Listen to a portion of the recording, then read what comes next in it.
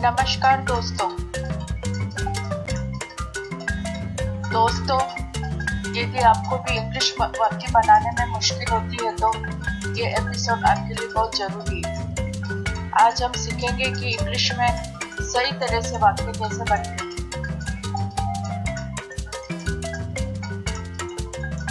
हमारे इस चैनल पर आपको हिंदी भाषा में बहुत ही आसान तरीके से इंग्लिश ग्रामर और इंग्लिश लिटरेचर सिखाई जाती है।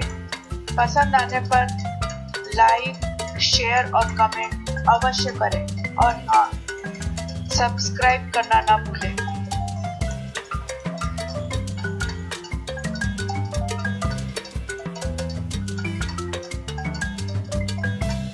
इंग्लिश में वाक्य बनाने का एक फार्मूला होता है, अर्थात एक सूत्र होता है। सब्जेक्ट, वर्ब और उसके बाद ऑब्जेक्ट। हमें इस फॉर्मूले में शब्द भरकर वाक्य पूरा करना होता है। इस तरह से बना वाक्य बिल्कुल सही होता है। अब ये सब्जेक्ट क्या होता है? वाक्य के अंदर जिसके विषय में बात हो उसे सब्जेक्ट कहते हैं। सब्जेक्ट कोई भी नाउन हो सकता है, जैसे मोहन, पापा, कविता, मम्मी, सुनीता आदि, या फिर कोई सा भी प्रोनाउन हो सकता है, जैसे आई, वी, यू, ही, शी आदि। तो अब ये बात साफ हो है कि सब्जेक्ट पर या तो नाउन या फिर कोई प्रोनाउन लगाया जाता है। आइए अब हम हमारे वाक्य बनाने के फॉर्मूले में एक एक करके शब्द लगाते हैं। जैसा कि हम आपको बता चुके हैं कि सब्जेक्ट के स्थान पर या तो नाउन लगता है या फिर प्रोनाउन।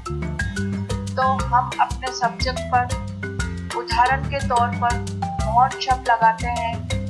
दोस्तों, अब बारी है वर्ब। हम अपने पिछले वीडियो में सीख चुके हैं कि वर्ब वह शब्द होता है जो किसी व्यक्ति, वस्तु अथवा स्थान के द्वारा किसी काम के करने या होने का बोध कराए, जैसे प्ले, सिंग, रीड, वॉच आदि। तो अब हम हमारे वाक्य बनाने के फॉर्मूले में वर्ब के स्थान पर प्ले शब्द इस्तेमाल करते हैं। तो दोस्तों, अब तक हम अपने इस फार्मूले में सब्जेक्ट तथा वर्ब के स्थान पर शब्द लगा चुके हैं। सब्जेक्ट पर मोहन तथा वर्ब पर प्ले शब्द लगा चुके हैं। अब हमारा वाक्य हो चुका है मोहन प्लीज। अब हमको ऑब्जेक्ट लगाना बाकी है।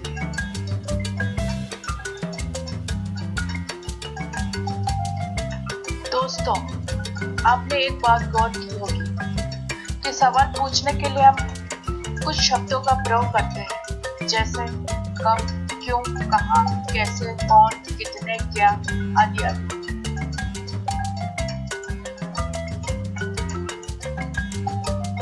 अब चूंकि हमें हमारा ऑब्जेक्ट चाहिए, इसलिए हम कब, क्यों, कहाँ, कौन, कितने, क्या में से केवल क्या क्या उपयोग करेंगे।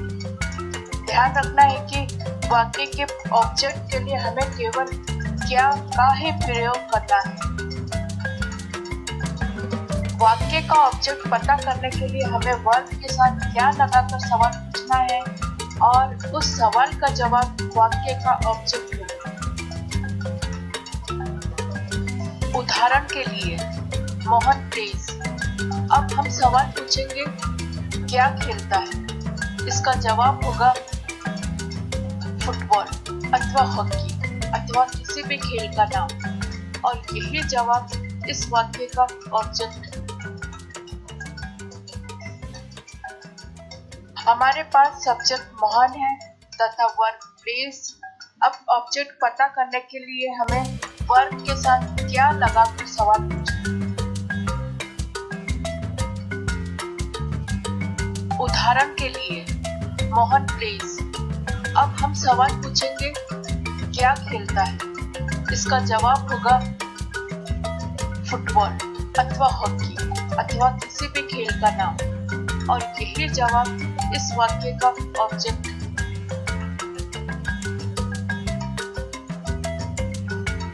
अब कुछ और उदाहरण देखें। मान लें कि हम वर्ब के स्थान पर ऋण शब्द का प्रयोग करते हैं, तो हमारा सवाल होगा मोहन क्या पढ़ता है? यदि हम वर्ब के स्थान पर सिंह शब्द का प्रयोग किया तो हमारा सवाल होगा मोहन क्या गाता है? यदि हमने वर्ब के स्थान पर राइट इस्तेमाल किया है तो हमारा सवाल होगा मोहन क्या लिखता है? और इन सवालों के जवाब ऑब्जेक्ट। तो अब हमारा वाक्य पूरा हो चुका है। सब्जेक्ट मोहन, वर्ब प्लेस, सवाल पूछा क्या खेलता है, जवाब फुटबॉल, तो ऑब्जेक्ट फुटबॉल हो गया। इस प्रकार से हमारा वाक्य मोहन प्लेस फुटबॉल पूरा हो चुका। कुछ और उदाहरण देखते हैं। Subject plus verb plus object में हमने सब्जेक्ट पर राम रखा, वर्ब पर रीड रखा। अब ऑब्जेक्ट के लिए हम सवाल पूछेंगे क्या पढ़ता है? जवाब होगा न्यूज़पेपर। ये न्यूज़पेपर ऑब्जेक्ट। एक और उदाहरण देखें। सब्जेक्ट कविता, वर्ब सिंह गाती है। अब ये सवाल पूछेंगे कि क्या गाती है?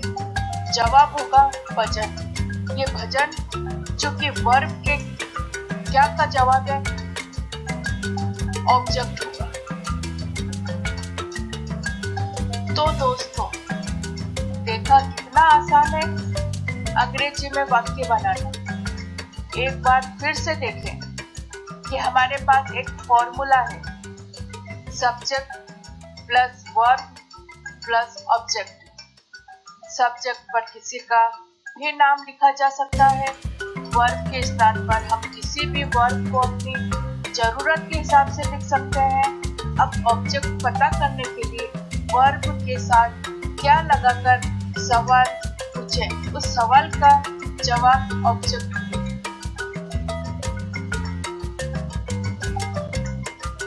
दोस्तों अगले एपिसोड में हम बड़े वाक्यों को बनाना सीखेंगे। जैसे किशोर अपने दोस्तों के साथ फुटबॉल खेलता है, गोपाल अपने भाई के लिए खाना पका रहा है, सुनीता अपने पापा के साथ अखबार पढ़ रही है। इस तरह के बड़े वाक्य हम अपने अगले एपिसोड अर्थात अगले वीडियो में सीखेंगे।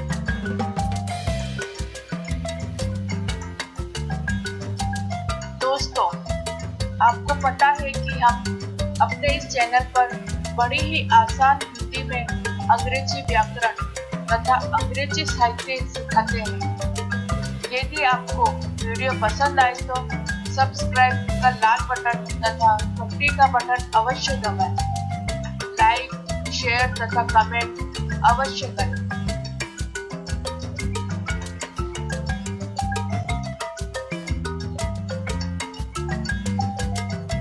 तो दोस्तों वीडियो देखते रहिए और प्रैक्टिस करते रहिए। जैसा कि हम पहले भी कह चुके हैं, करत करत अभ्यास के जन्मत हो सुजान।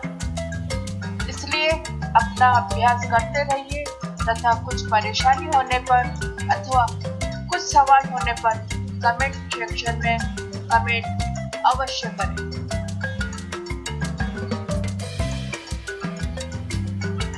धन्यवाद। हमेशा खुश रहिए, सुरक्षित रहिए और स्वस्थ रहिए।